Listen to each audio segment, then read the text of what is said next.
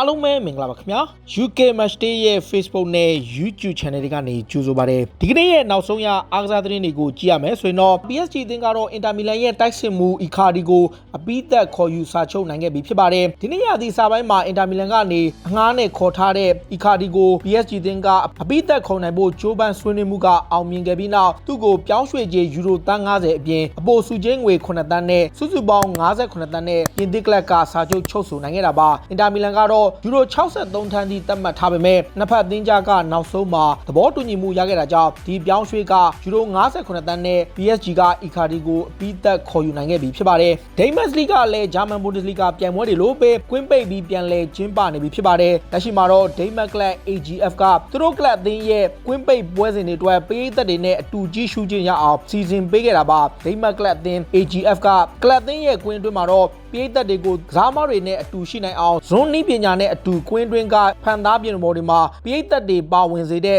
နီးပညာအကူအညီကိုရယူခဲ့ကြတာပါကစားသမားတွေရဲ့အောင်ပွဲခံကြီးမှာတော့ပရိသတ်တွေနဲ့အတူအောင်ပွဲခံခွင့်ရအောင်ဒိန်းမတ်ကလပ် AGF ကဆောင်ရွက်ခဲ့တာဖြစ်ပြီးအဲ့ဒီဆောင်ရွက်မှုကိုနိုင်ငံတကာဘောလုံးပရိသတ်တွေအားလုံးကချီးကျူးနေကြတာပါတခါအာဆနယ်အသင်းကလည်းကူးဆက်ယောဂအခြေအနေတွေကြောင့်ငွေကြေးခက်ခဲတွေရင်ဆိုင်နေတဲ့အချိန်အသင်းမှာရှော့ချမှုတွေကိုပြုလုပ်နေပါတယ်လက်ရှိမှာတော့အာဆနယ်အသင်းကသူတို့ရဲ့ကင်းထောက်10ဦးလောက်ကိုဇွန်လကုန်မှာစာချုပ်တက်တန်းကုန်ဆုံးတော့မှာဖြစ်ပြီးသူတို့ကိုတက်တန်းမတိုးပဲအသင်းကထွက်ခွာစေဖို့စီစဉ်နေတာလည်းဖြစ်ပါတယ်အာဆနယ်အသင်းကတော့နွေရာသီတစ်လျှောက်မှာကူးဆက်ယောဂအခြေအနေတွေကြောင့်ဝင်ငွေတွေများစွာယွန်းနေနေသလိုအသင်းရဲ့ကစားသမားအချို့ကိုလည်းစာချုပ်တစ်ချုပ်ဆိုမှမဟုတ်ပဲထွက်ခွာခွင့်ပေးဖို့ထိစီစဉ်ထားသလိုအချို့ကစားသမားတွေကိုလည်းရောင်းချဖို့ထိပြင်ဆင်နေတာပါဒါကြောင့်ဇွန်လကုန်မှာစာချုပ်တက်တန်းကုန်ဆုံးတော့မဲ့ကလပ်အသင်းရဲ့ကင်းထောက်10ဦးလောက်ကိုတော့အာဆနယ်အသင်းဘက်ကရှော့ချဖို့စီစဉ်နေတာလည်းဖြစ်ပါတယ်အာဆနယ်ဟာနော်ဝေးလူငယ်ကစားသမားဂျော့ချ်လူဝစ်ကိုလည်းပြီးသက်ခေါ်ယူနိုင်ခဲ့ပြီဖြစ်ပါတယ်။အဲဒီကစားသမားကပြီးခဲ့တဲ့မတ်လအတွင်းကအာဆနယ်ရဲ့လန်ဒန်ဒါဘီဖြစ်တဲ့ဝက်ဆန်နဲ့ပွဲစဉ်ကိုလာရောက်ကြည့်ရှုခဲ့ပြီးနောက်အာဆနယ်အသင်းမှာပူးတွဲလေ့ကျင့်မှုတွေပြုလုပ်နေတာပါကလပ်အသင်းဘက်ကသူ့ရဲ့ခြေစွမ်းကိုလေ့လာစောင့်ကြည့်ခဲ့ပြီးနောက်ဆုံးမှာတော့သဘောတူညီမှုရခဲ့တာကြောင့်အပြီးသက်ခေါ်ယူစာချုပ်ချုပ်ဆိုဖို့ဖြစ်ခဲ့တာပ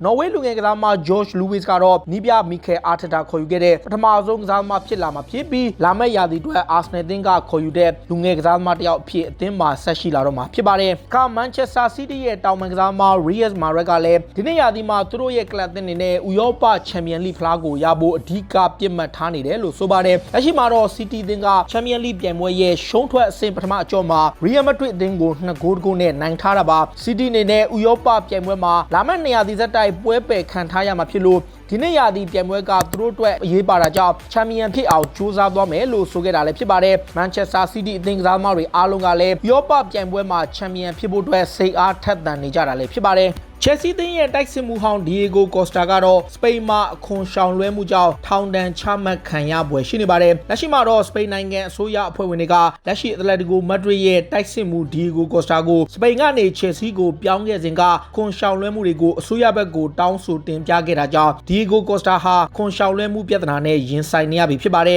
2014ခုနှစ်တုန်းကဒီယေဂိုကော့စတာဟာအက်တလက်တီကိုမက်ဒရစ်ကနေချက်စီးကိုပြောင်းရွှေ့တင်တုန်းကသူ့ရဲ့ပုံရိပ်အသုံးပြုကတွေကိုအခွန်ရှောင်ခဲ့တာပါလာမယ့်ဇွန်လ4ရက်နေ့မှာတော့ဒီယိုကော့စတာရဲ့အမှုကိုကြားနာစစ်ဆေးမှာဖြစ်ပြီးတကယ်လို့အပြစ်ရှိပါကကော့စတာဟာခွန်ရှောင်လွှဲမှုကြောင့်ထောင်ဒဏ်6လထိကြာမှတ်ခံရပွဲရှိနေတာပါတခါဘိုင်ယာလေဗာကူဆင်အသင်းမှာကစားနေတဲ့လူငယ်ကစားသမားခါယာဟာဗတ်ကတော့2020ခုနှစ်အတွင်းမှာတော့ကောင်းဆုံးခြေစွမ်းပြနေတဲ့ကစားသမားအဖြစ်မှတ်တမ်းဝင်နေပါတယ်လက်ရှိမှာတော့အသက်20အရွယ်သားရှိသေးတဲ့ဂျာမန်လက်ရွေးစင်ကွင်းလေကစားသမားက2020ခုနှစ်အတွင်းပြိုင်ပွဲရရမှာ73ဂိုးပါဝင်ပတ်သက်နေသူဖြစ်ပြီး9ဂိုးသွင်းပြီး4ဂိုးဖန်တီးပေးထားသူပါတောက်ကြနေကဖရိုက်ဖက်နဲ့ပွဲမှာလဲသူဟာနောက်ထပ်အနိုင်ဂိုးသွင်းခဲ့တာကြောင့်2016ခုနှစ်ကစားပြီးဘွန်ဒက်စ်လီဂါမှာ35ဂိုးထိသွင်းနိုင်ခဲ့တာဖြစ်ပြီးဒါဟာအသက်22နှစ်မပြည့်ခင်မှာသွင်းနိုင်တဲ့ပထမဆုံးဘွန်ဒက်စ်လီဂါကစားသမားအဖြစ်မှတ်တမ်းဝင်လာခဲ့တာလည်းဖြစ်ပါတယ်အင်္ဂလန်ပရီးမီးယားလိပြိုင်ပွဲတွေကိုပြန်လည်ကျင်းပဖို့ကြိုးပမ်းနေချိန် FA ကလည်းသူတို့ရဲ့ဘောလုံးပြိုင်ပွဲတွေကိုကျင်းပနိုင်ဖို့အရှိန်ဟုန်မြင့်ကြိုးပမ်းနေပြီဖြစ်ပါတယ်တောက်ကြနေကပြုလုပ်ခဲ့တဲ့အစည်းအဝေးပွဲပြီးမှာတော့အင်္ဂလန်ဘောလုံးဖွဲ့ချုပ် FA ကလာမယ့်ဇွန်လ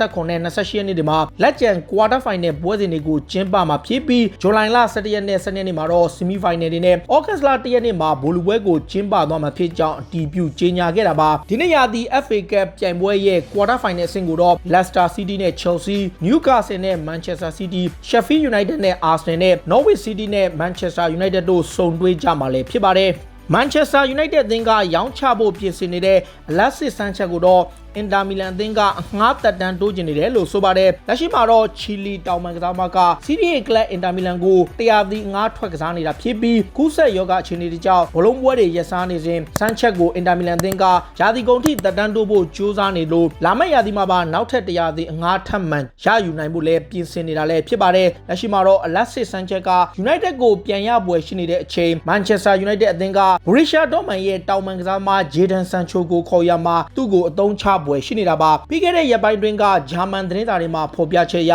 United ဘက်ကပေါင်တန်း100ကျော်တန်ကြီးရှိတဲ့ Jadon Sancho ကိုခေါ်နိုင်ဖို့အလက်စစ်ဆန်ချက်အပါအဝင်ယူရိုတန်း90ကျော်နဲ့ကမ်းလှမ်းမှုပြုလုပ်ခဲ့တယ်လို့ဖော်ပြထားပေမဲ့ Manchester United ကတော့အဲ့ဒီပြောင်းရွှေ့ကိုဆန်ချက်ပါဝင်ပတ်သက်နေတယ်လို့ဆိုခဲ့တာလည်းဖြစ်ပါတယ်ချီလီကစားမရဲ့အေဂျင့်ဖြစ်သူကတော့လာမယ့်ရာသီမှာပုံမှန်ကစားခွင့်ရနိုင်မဲ့ကလပ်အသင်းကိုပြောင်းရွှေ့ခြင်းကြောင့်နဲ့သူ့ရဲ့အနာဂတ်ကလည်းမရေရာမသေးချာမှုတွေများစွာရှိနေတယ်လို့ဆိုပါတယ်။တခါ Chelsea အသင်းကလည်း Juventus ရဲ့အသက်16နှစ်အရွယ်တိုက်စစ်မှု Federico ခေါ်ယူခြင်းနေပါတယ်။ Chelsea ရဲ့လက်ရှိနီးပြလမ်ပတ်ကတော့အားနည်းနေတဲ့တိုက်စစ်ပိုင်းတွေလူငယ်တိုက်စစ်မှုတူကိုအားဖြည့်ခြင်းနေတာဖြစ်ပြီးလာမယ့်ရာသီမှာတော့ Chelsea အတွက်အားကိုးရမယ့်ကစားမအဖြစ်သတ်မှတ်ထားသူပါ။သက်16နှစ်သာရှိသေးတဲ့တိုက်စစ်မှု Federico ဟာ Juventus ရဲ့လူငယ်အသင်းမှာပါဝင်ကစားနေသူဖြစ်ပြီးသူ့ကို Premier League က Arsenal နဲ့ Manchester United အပြင် Leicester City လိုအသင်းတွေကလည်းခေါ်ယူနေတာဖြစ်ပါတယ်။တခါလီဗာပူးအသင်းရဲ့နီးပြယာဂန်ကလော့ကလည်းပရီးမီးယားလိပြိုင်ပွဲပြန်စချိန်မှာသူ့အသင်းရဲ့ချန်ပီယံဆုဖလားအောင်ပွဲအတွက်စိတ်လှုပ်ရှားနေပြီဖြစ်ကြောင်းသိရပါတယ်။ကလော့ကတော့လက်ရှိမှာဘယ်ကွင်းမှာကန်ပြီ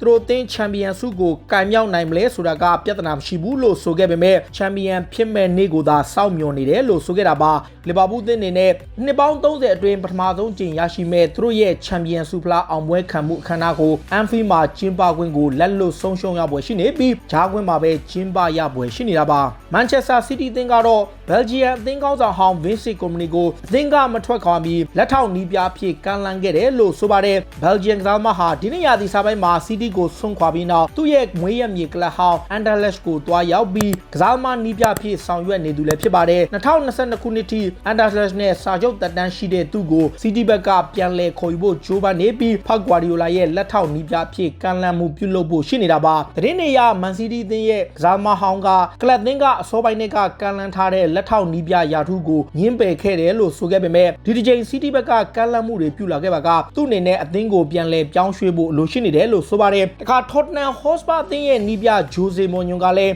လာမယ့်နွေရာသီမှာကလပ်သင်းကိုအားဖြည့်ပြင်ဆင်မှုတွေပြုလုပ်ဖို့ရှိလို့သင်းကိုဥရောပချန်ပီယံလိဝင်ခွင့်ရဖို့ကအရေးပါတဲ့အဓိကအချက်လို့ဆိုပါတယ်လက်ရှိမှာတော့စပါသင်းကချန်ပီယံလိဝင်ခွင့်ရဖို့လက်ကျန်ပွဲစဉ်တွေကိုအမားခံလို့မရတဲ့အနေအထားမျိုးရှိနေတဲ့အချိန်အသင်းရဲ့အဓိကတိုက်စစ်မှု Harry Kane အပါအဝင်ဆုံးတဲ့အခြားကစားသမားတွေလည်းဒဏ်ရာကပြန်လည်ကောင်းမွန်လာပြီဖြစ်လို့ချန်ပီယံလိပြိုင်ပွဲကိုသူတို့အသင်းကအကောင်းဆုံးဆင်ခေါ်သွားနိုင်ပွဲရှိတယ်လို့ဆိုတာပါ Tottenham Hotspur အသင်းကတော့လက်ရှိမှာ Premier League ရဲ့အဆင့်8နေရာမှာရှိနေပြီးအဆင့်4က Chelsea အဆင့်5ကManchester United နဲ့အမှတ်တွေကွာဟမှုတွေရှိနေသလိုရုပ်ကံပြိုင်ပွဲ Arsenal ထက်တမတ်အကွာမှာရှိနေတဲ့အသင်းလည်းဖြစ်ပါတယ်2020ခုနှစ်ရဲ့ကမ္ဘာအကောင်းဆုံးဝင်ငွေရတဲ့အားကစားသမားကိုထုတ်ပြန်ကြေညာရမှာတော့နမဲကျော် tennis မှာ Roger Federer ကထိပ်ဆုံးနေရာမှာရပ်တည်နိုင်ခဲ့ပါတယ်38နှစ်အရွယ်ရှိတဲ့ Federer ဟာပြီးခဲ့တဲ့2020ခုနှစ်အတွင်းမှာပဲစုစုပေါင်းဝင်ငွေက American Dollar 106သန်းကျော်အထိရှိခဲ့တာပါဒါဟာ tennis ကစားသမားတွေထဲမှာတော့ Forbes Magazine ကရွေးချယ်တဲ့ပထမဆုံးဝင်ငွေအကောင်းဆုံးကစားသမားအဖြစ်အားကစားသမားတွေအားလုံးကိုကျော်ဖြတ်ပြီးရရှိလာခဲ့တာပါဒုတိယနေရာမှာတော့ Superstar Cristiano Ronaldo က105သန်းနဲ့ရပ်တည်နေပြီး